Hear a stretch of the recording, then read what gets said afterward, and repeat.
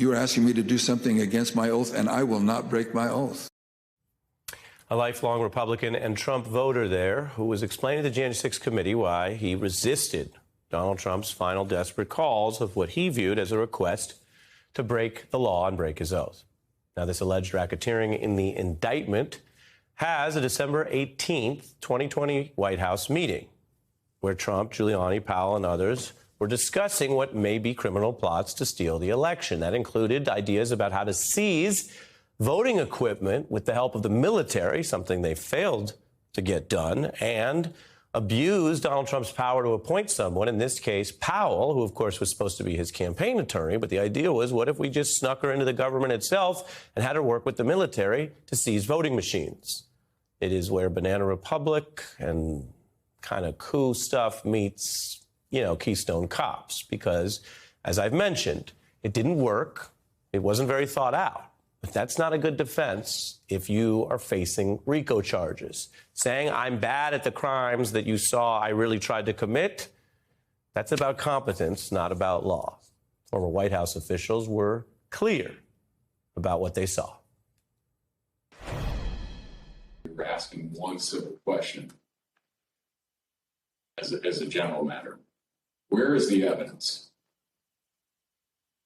So, what response did you get when you asked Ms. Powell and her colleagues, where's the a variety of responses based on my current recollection, including, can't believe you would say something like, things like this, like, what do you mean, where's the evidence? You should know, and things like that, or, a disregard, I would say, a general disregard for the importance of actually backing up what you say with facts.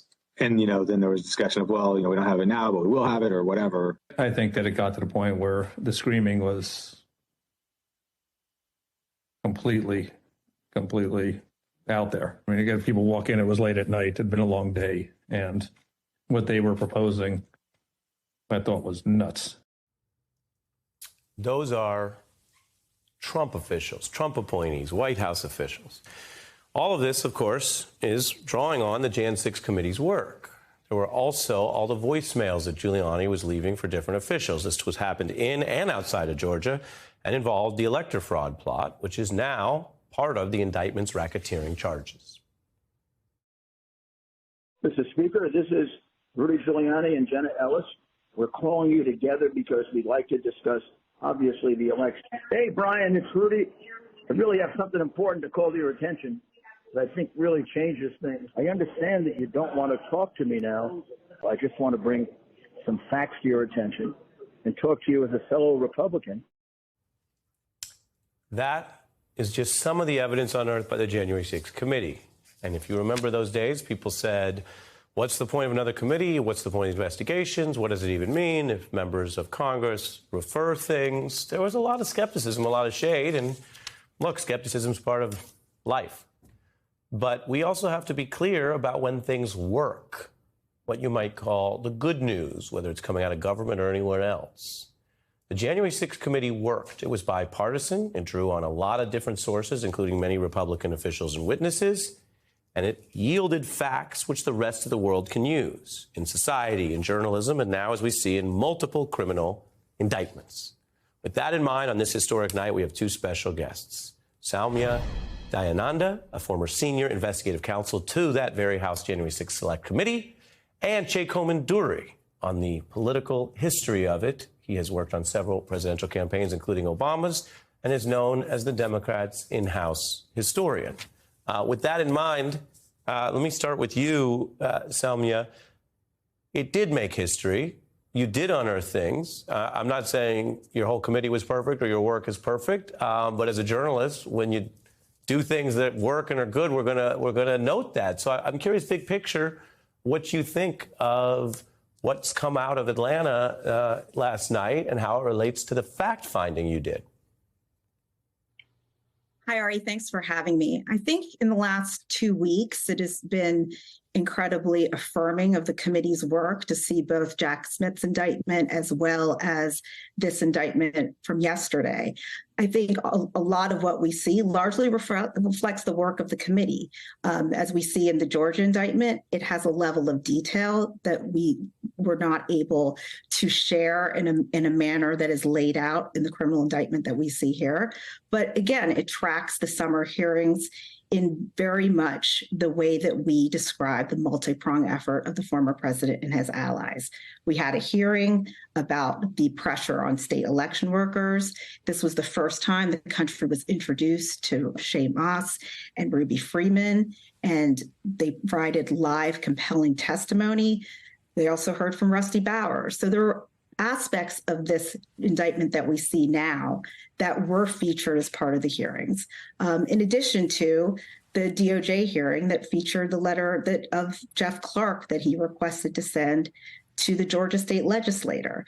So several snippets that were shown during the course of the summer is now laid out, and essentially that conduct meets the level of Georgia statutes that rises to criminal conduct for this RICO charge. Yeah, appreciate your work and your breakdown of that.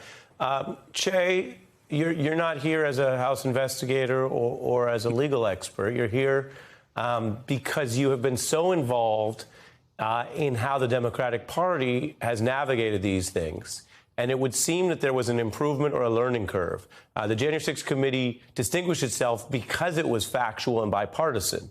But it only got to be that way because Speaker Pelosi decided where to draw the line and where to stare down the sort of political thugs and hijackers. It only got that way because Liz Cheney had to deal with real politics. She was booted, as everyone I think remembers, from leadership, not for a mistake, not for a personal scandal. She was booted because, as the committee's investigator just reminded us, counsel, because they were fact-finding. And so I'm curious, Che, to take us all the way back. What are your lessons here in what was not automatic, the multiple sort of legislative and political steps and moves that Democratic leaders and chiefly then Speaker Pelosi made? I can't remember a more consequential committee hearing in my lifetime. I think you would have to go back to Watergate to think about a committee hearing that was as important as January 6th. And like Watergate, what the hearing did is it changed the narrative. Watergate was a bungled burglary, and then by the end of it, it was a cancer growing on the presidency. January 6th was being presented by a lot of people as basically a rally where a few people kind of got out of control. Nothing more to see there. What the January 6th committee did is it changed the entire narrative. It said this was an assault on democracy. This was a attempted violent overthrow of the U.S. Constitution, and Donald Trump is singularly responsible for it. It completely changed the narrative. And you can see that change in the narrative in what happened in the midterms in 2022, where candidate after candidate, MAGA loony after MAGA loony, as I would call them, Carrie Lake, Herschel Walker, you name them, all the election deniers basically lost. And they lost because January 6th changed the narrative about how we thought about those events and how we think about Donald Trump and the MAGA movement.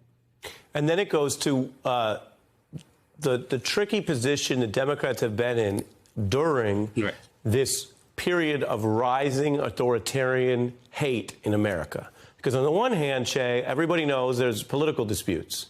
No party is perfect.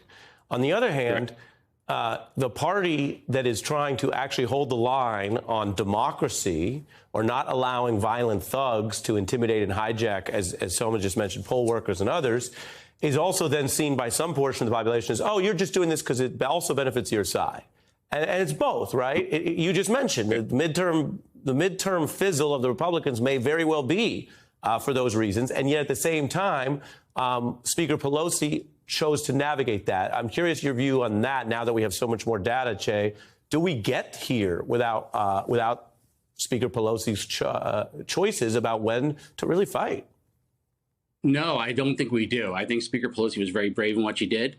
And I think when Donald Trump sits in what is now courtrooms, plural, and thinks about who put him here, in addition to himself looking in the mirror, which is something you never do, the person who put him there is Speaker Pelosi. She is the one person who showed a certain fearlessness and understanding that, it's not about the norms of not going after an ex-president. It's about the norm of our Constitution and our constitutional order and respecting the right of U.S. citizens to vote and choose their leaders and not have it taken from them by violence. Speaker Pelosi was singular in figuring that out and understanding that. And it was her initiative that made this happen. And she's the reason why Donald Trump is going to be sitting in those courtrooms.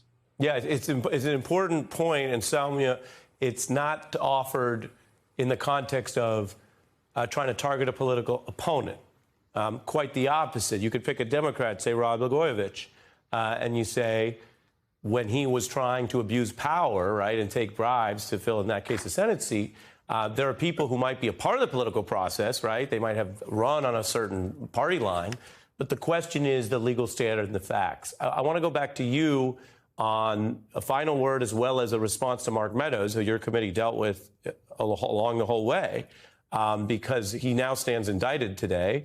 His lawyer saying nothing Mr. Meadows is alleged to have done in the indictment is criminal per se, arranging meetings, contacting state officials, visiting a building, setting up a phone call for the president. One would expect a chief of staff to do these sorts of things.